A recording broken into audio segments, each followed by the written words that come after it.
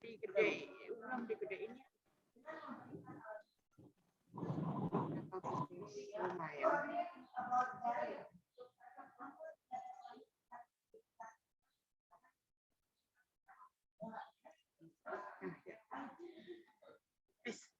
Assalamualaikum warahmatullahi wabarakatuh. Waalaikumsalam warahmatullahi wabarakatuh. Alhamdulillah. Di ini Neng, di mute ya, jangan di unmute ya. Ya. Yuk, sekarang sebelum masuk ke pelajaran berdoa dulu. Tadi udah berdoa belum yang jam pertama? Neng, jangan di unmute semua sih. Biar ada percakapan, jangan cuma satu arah. Ya, sebelum siapa yang mau memimpin? Nih, Mailinda nih. Berani memimpin nggak?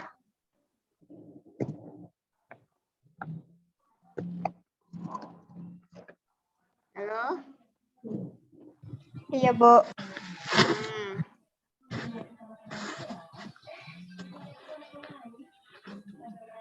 Ya, sebelum mulai materi, berdoa, mulai.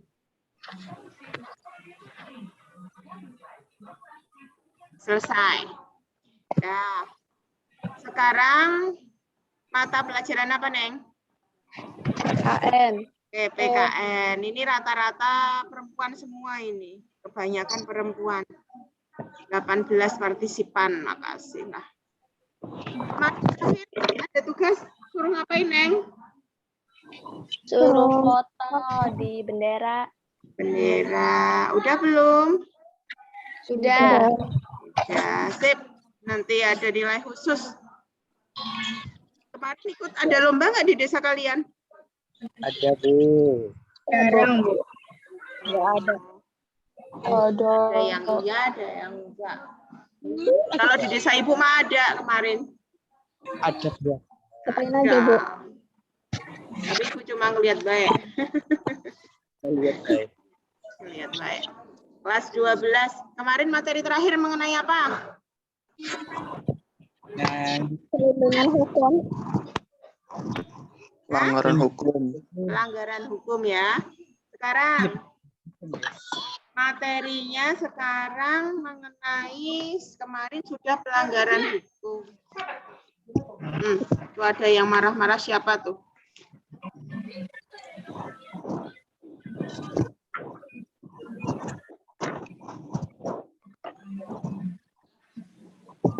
Sekarang mengenai kasus pelanggaran hak asasi manusia.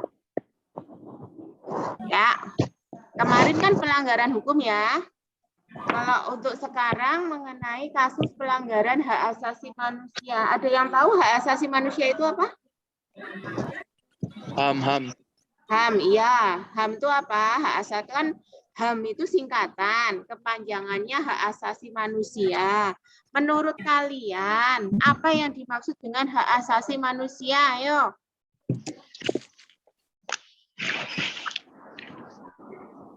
Hak asasi manusia apa? Ayo, Bu, tahu, Bu. Iya, siapa apa?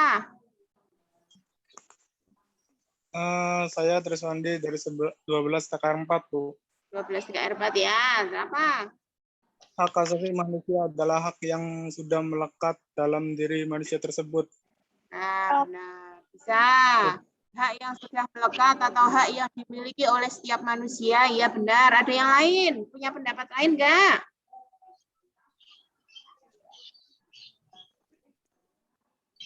Hak asasi manusia apa? Hak asasi manusia itu wajib dihormati nggak sih? Wajib. Wajib dihormati. Itu merupakan, kalian memiliki hak asasi manusia nggak? Memiliki. Memiliki hak yang dimiliki manusia sejak lahir. Hak asasi manusia itu yang harus dihormati. Tuh, terus kalau hak asasi manusia itu terkadang bisa dilanggar nggak? Hak asasi manusia itu sering terjadi pelanggaran hak asasi manusia nggak? Sering. Sering. Contohnya seperti apa? Kalian pernah mendengar ada hak asasi manusia yang dilanggar. Contohnya seperti apa?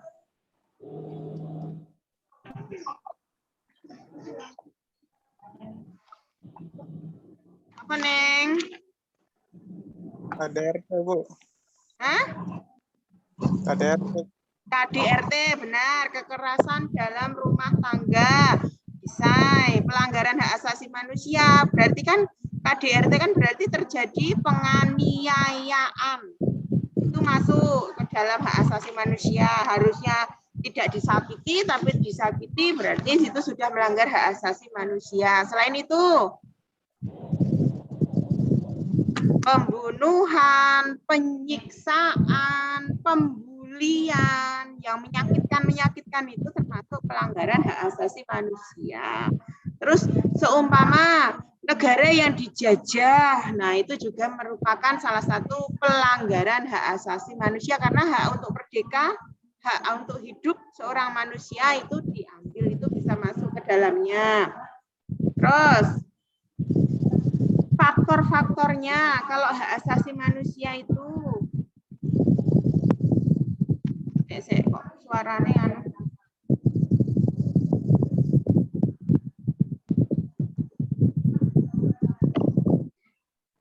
Kayak ada angin. Terus udah makan belum kalian tuh? Kok pada lemes? Belum. Neng, jangan di-mute semua sih. Ibu tuh ketika kalian mute itu bingung. Ngomongnya tuh sulit. Terus, pelanggaran hak asasi manusia itu disebabkan oleh dua faktor. Yang pertama faktor internal, yang kedua faktor eksternal. Faktor internal terjadinya pelanggaran hak asasi manusia yaitu pertama, sikap egois atau terlalu mementingkan diri sendiri. Jadi seumpama seseorang tadi kan contohnya adalah KDRT, berarti biasanya kalau KDRT dilakukan oleh suami atau istri? Rata-rata suami melakukan kekerasan terhadap anak atau pembantu atau istri, berarti itu salah satunya yaitu sikap egois atau terlalu mementingkan diri sendiri. Itu sering terjadi. Faktor utama itu egois. Tahu egois kan? Tahu. Jadi sikap ini akan menyebabkan seseorang untuk menuntut haknya sementara kewajibannya sering diabaikan. Itu biasanya yang melandasinya. Neng, Ibu bertanya, kemarin pas Ibu nge-share di Classroom tuh, itu kan ada buku guru ya. Sering kalian baca nggak? Bukan sering, pernah kalian baca nggak? Ada. Cuma sekilas. Buku guru, buku siswa. Yang Ibu share di Classroom tuh, yang di-download tuh, download sekali aja tuh. Itu materi sampai semester 2, itu dibaca itu. Gak tahu Bu, gurunya Ibu Dedet, bukan Ibu Evi.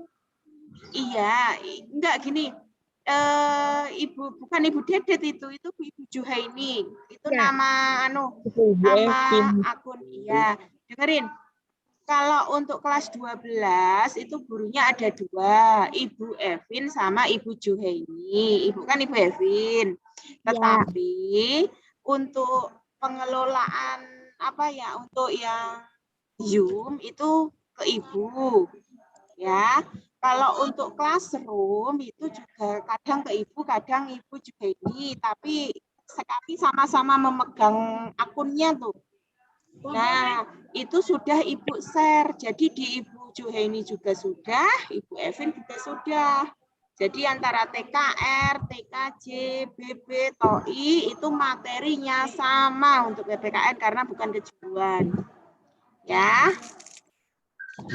Ya, itu sama. Jadi kalau untuk karena kalau biasanya kalau tatap muka mah ada Bu Juheni biasanya TKJ, TB, kalau Ibu yang TKR sama TOI, tetapi karena ini Zoom jadi satu guru buat semuanya gitu.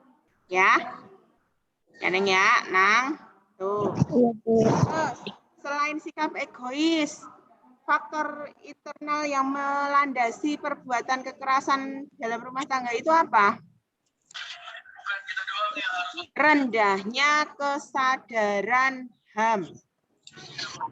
Kalau orang yang tidak bersekolah, orang yang tidak mengerti akan hak asasi manusia, pasti kemungkinan besar akan melakukan tindakan pelanggaran HAM. Kenapa? Kalau orang yang tahu, berarti kan otomatis kalau kita melanggar, berarti kita akan terkena sanksi nggak kalau kita dilaporkan? Ya, kita akan terkena sanksi atau hukuman ketika ada bukti dan saksi. Nah, kadang-kadang kalau kita emosi ini ya, buat pengalaman saja buat kalian resapi, kalau kalian sedang emosi atau bertengkar dengan seseorang, entah itu keluarga atau teman, pergi. Jangan diteruskan. Pergi, mending pergi. Kenapa? Takutnya terjadi pelanggaran HAM. Kalau yang kita sakiti tidak terima, bisa dibawa ke kepolisian. Rendahnya kesadaran HAM. Terus yang ketiga, ada 3 sikap internal itu. Yang 3 apa kira-kira? Jadi sikap egois. Kedua, rendahnya kesadaran HAM. Ketiga apa? Sikap tidak toleran. Pernah mendengar toleransi? Pernah. Toleransi itu apa? Persamaan toleransi itu apa? Tenggang rasa. Kalau bahasa Jawanya tepo seliro. Itu sikap kalau sikap tidak toleran berarti sikap tidak menghargai dan tidak menghormati. Besok muncul di ujian, dengerin. Pelanggaran HAM itu disebabkan oleh 2 faktor. Yang pertama faktor internal. Faktor internalnya yaitu sikap egois atau terlalu mementingkan diri sendiri. Yang kedua, rendahnya kesadaran hak asasi manusia. Yang ketiga, sikap tidak toleran. Ya. Terus, tadi ada faktor internal. Pasti internal itu berasal dari dalam apa? Dari dalam apa dari luar? Dalam. Berarti ada faktor eksternal dari luar. Contohnya apa? Faktor yang mendorong orang atau seseorang itu melakukan pelanggaran HAM itu apa? Yang pertama, penyalahgunaan kekuasaan. Penyalahgunaan kekuasaan. Berarti kalau orang berkuasa itu mempunyai apa? Mempunyai kedudukan atau jabatan tertentu. Itu yang pertama, penyalahgunaan kekuasaan. Terus, kekuasaan itu, kalau kalian mendengar kekuasaan, biasanya ada di dalam apa? Pemerintahan. Tetapi kekuasaan di sini bukan hanya di dalam pemerintahan, tetapi bisa juga di perusahaan. Kalau kalian bekerja atau kalian pernah menonton film kalau namanya perusahaan itu kan ada jenjang apa tuh? Jenjang jabatan. Nah, terkadang orang yang menduduki jabatan di atas kita atau jabatan yang lebih tinggi itu terkadang, tidak semua, itu sering menyalahgunakan kekuasaan. Contohnya apa? Contoh perusahaan atau pengusaha yang mempunyai jabatan menyalahgunakan hak asasi manusia. Contohnya apa? Tidak memperdulikan hak buruh. Perusahaan kan biasanya ada yang di atas, ada yang direktur, bagian apalagi HRD, pasti kan di bawahnya ada buruh ya. Buruh itu kalau untuk perempuan haknya apa? Hak yang dimiliki oleh perempuan contohnya apa? Contohnya cuti hamil, cuti melahirkan. Kalau per bulan itu perempuan mengalami itu mens juga ada cutinya. Tuh, kalau untuk cuti perempuan. Selain itu, kalau untuk yang semua, lembur, membayar gaji lembur itu salah satunya. Kalau seumpama terjadi pelanggaran berarti tidak memberikan hak buruh sebagaimana mestinya yang telah diatur oleh undang-undang. Itu namanya salah satu atau faktor eksternal. Contoh penyalahgunaan kekuasaan. Terus, yang kedua apa?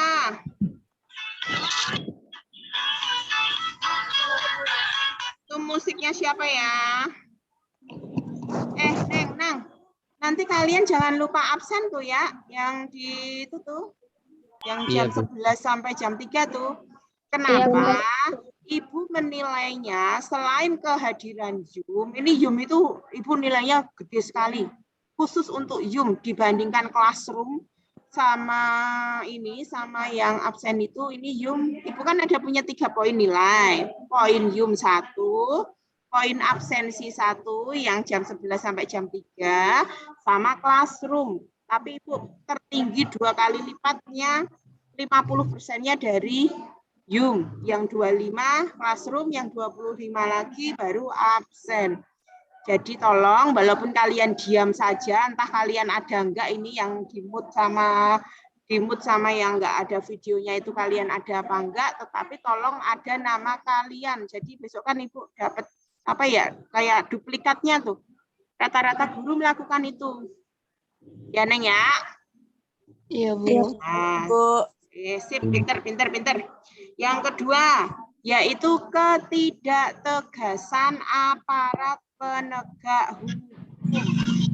Terjadi pelanggaran hak asasi manusia, faktor eksternalnya salah satunya yaitu ketidaktegasan aparat penegak hukum. Aparat penegak hukum, contohnya siapa kalau di sini? Polisi. Kepolisian, kehakiman, sama kejaksaan. Jadi terkadang hukuman bagi pelanggar hak asasi manusia itu rendah atau ringan. Terus ini apa? Terkadang ya tidak semua sih. Tidak semua itu bisa terjadi kasus apa? KKN. Itu salah satu faktor, tidak semua aparat pemerintah, tetapi Ibu taunya kalau ada yang di televisi itu. Ada kasus apa, oh berarti terjadi pelanggaran, salah satu pelanggaran hak asasi manusia. Yo, Ibu lanjut agar cepat baik. Yang ketiga apa?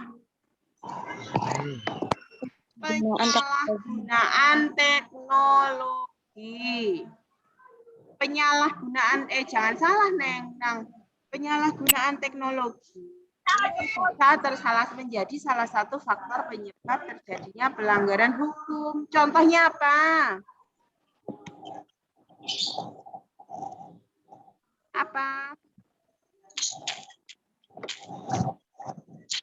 Kalian punya Facebook nggak? Punya. Facebook itu kan berarti terkadang kita mempunyai teman yang tidak kita kenal sebelumnya atau belum pernah bertatap muka, ya enggak? Iya. Ya. Terus terkadang kan kalau anu kan pernah ayo janjian ketemu di mana gitu kan? Iya. Nah, kalau biasanya ini rawannya untuk anak perempuan atau anak gadis, biasanya ada penculikan. Ya enggak? Ada terus apa wanita atau gadis dibawa lari oleh seseorang yang janjian melalui Facebook. Pernah mendengar? Nah, penculikan itu salah satunya menjadi pelanggaran hak asasi manusia. Bisa melalui teknologi. Dengan apa? Dengan janjian, dengan ketemuan. Itu salah satu faktornya. Terus satu lagi, apa kira-kira yang faktor eksternalnya? Kesenjangan ekonomi yang cukup tinggi. Tahu nggak kesenjangan? Kesenjangan berarti perbedaan atau jarak dari si kaya dan si miskin itu tinggi sekali. Itu faktor eksternalnya. Salah satu contohnya apa? Kemiskinan. Iya, maksud contohnya apa selain kemiskinan itu? Kurangnya lapangan kerja. Seumpama, kalau kesenjangan kayak gitu, biasanya ada namanya perbudakan. Memang tidak familiar sih di telinga kita, tetapi kalian pernah membudak. Perbudakan itu berarti orang yang bekerja, seseorang yang bekerja dengan orang yang lebih kaya, dan itu dilakukan si kayanya itu biasanya bertindak sewenang-wenang atau tidak memberikan hak kepada yang bekerja. Itu namanya perbudakan. Terus selain itu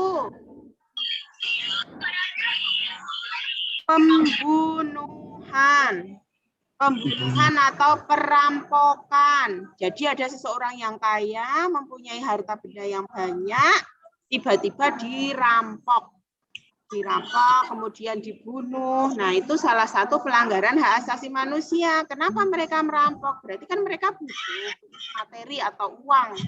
Dari itu merupakan faktor eksternal, salah satu contoh faktor eksternal. Sekarang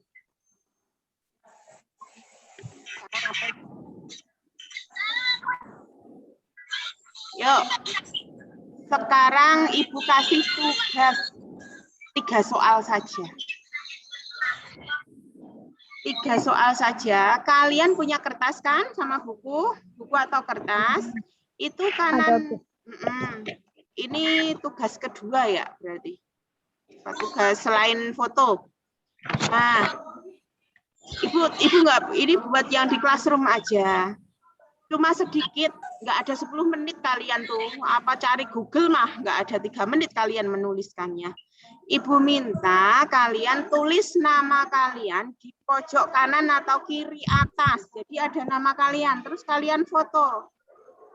Ya, paling Ibu besok, Ibu laptopnya, laptop Ibu lagi bermasalah, paling besok bisa Ibu share, jadi kalian bisa upload ya. Itu difoto aja sedikit nggak apa-apa, yang penting ada nama kalian. Sekarang, tadi kan Ibu sudah memberikan contoh pelanggaran hak asasi manusia. Ya enggak? Contoh hak asasi manusia eksternal atau internal. Tadi sudah dibahas apa pengertian hak asasi manusia. Contoh pelanggaran hak asasi manusia internal dan eksternalnya sudah. Nah, tugas kalian yaitu menyebutkan contoh pelanggaran hak asasi manusia. Ditulis.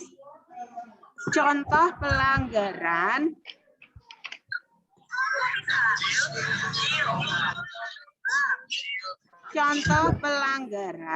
hak asasi manusia. Contoh pelanggaran hak asasi manusia. Titik 2. Contoh pelanggaran hak asasi manusia. Titik 2. 1. Di lingkungan keluarga. Ulang. Contoh pelanggaran hak asasi manusia. Titik 2. 1. Di lingkungan keluarga. 2. Di lingkungan sekolah.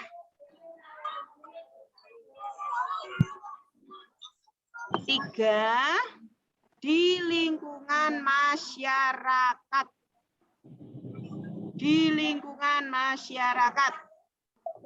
Nah, tuh soalnya itu aja. Berarti soalnya 1, tapi contohnya ada lingkungannya ada 3. Ibu ulang. Tidak semuanya sudah menulis ini. Contoh pelanggaran hak asasi manusia. Titik 2. 1. Di lingkungan keluarga. Maksudnya di lingkungan keluarga itu pelanggaran hak asasi manusia itu contohnya apa? Bisa terserah kalian. Syukur-syukur lebih dari 1. Seumpama ibu tidak memberikan uang saku. Nah, kalau menurut kalian merupakan pelanggaran hak asasi manusia, silahkan ditulis, nggak apa-apa. Nanti ibu baca, nanti kita pilah-pilah ini termasuk pelanggaran enggak. Ibu tidak memberikan uang saku seumpama. Terus apalagi adik tidak mau menyapu atau apa yang terjadi di lingkungan keluarga. Terus yang kedua, di lingkungan sekolah. Maksudnya, dulu kalian pernah tatap muka kan, terus berangkat ke sekolah, apa yang menurut kalian termasuk pelanggaran hak asasi manusia, itu apa? Terus yang ketiga atau terakhir, di lingkungan masyarakat. Contoh pelanggarannya apa di lingkungan masyarakat? Contohnya apa ya? Contohnya itu, oh ini tahu polisi tidur nggak? Tahu. Tahu polisi tidurnya mungkin bisa dibikin terlalu tinggi, menurut terus membuat motor kalian rusak atau perut kalian menjadi sakit kalau melewatinya, itu bisa masuk ke pelanggaran HAM. Gimana lah, terserah kalian. Ya. Sekarang kalau nggak kayak gini kalian nggak bakal mengerjakan classroom. Ini udah pengalaman banget. Sekarang ibu kasih waktu 10 menit. Nanti videonya nanti sebentar aja. Videonya nanti kalian buka satu-satu. Nanti ibu lihat satu-satu yang sudah mengerjakannya itu siapa, walaupun cuma mengerjakan untuk lingkungan keluarga atau sekolah. Boleh buka Google. Ya. Ya, yuk, tak kasih waktu 10 menit. Oke. Ada pertanyaan enggak? Ada pertanyaan enggak? Dari yang tugas ibu ini cuma sedikit kok. Kalau nggak ada pertanyaan. Berapa? Menyebutkannya berapa? Menyebutkannya terserah. Lebih dari 1 alhamdulillah. Pasti ada nilai tersendiri bagi yang menyebutkan lebih dari 1. Ya, Neng ya? Yuk. Terserah menurut kalian aja. Ya, tak tunggu 10 menit.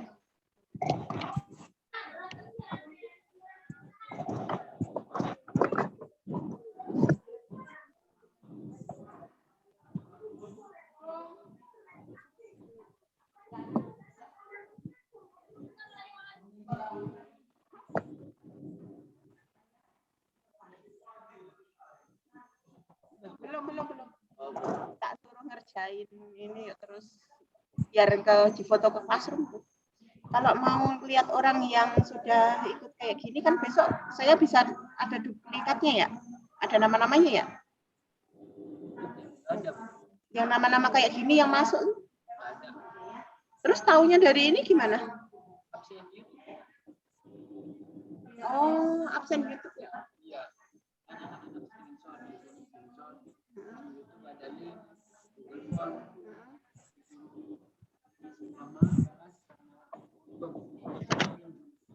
Ya semuanya ya. Pengennya tuh yang kayak gini yang ikut nih Mas. Ada di ikutkan otomatis. Oh langsung nggak usah ngisi langsung udah ada ya.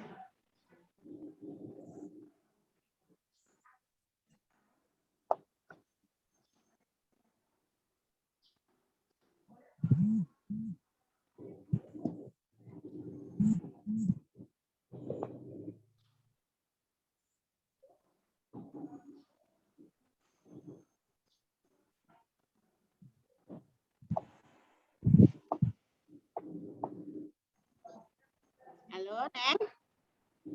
Bu, udah Bu. Oh ya wes, coba lihat Ibu pengen lihat. Dibuka videonya bentar. Iya Bu. Mana?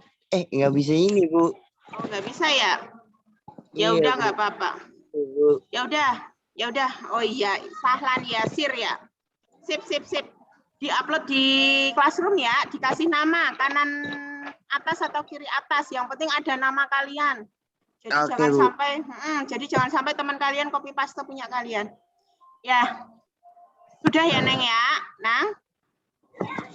Ya. Iya Bu. Iya, Iya. terima kasih. Paling Ibu buka Classroom-nya besok, jadi jangan buru-buru. Yang jelas sebelum Minggu atau Sabtu lah udah Ibu buka, karena laptopnya Ibu ada masalah dikit ya. Iya Ya Bu. Nang ya, terima kasih. Cukup sekian. Assalamualaikum warahmatullahi wabarakatuh. Waalaikumsalam warahmatullahi wabarakatuh. Iya.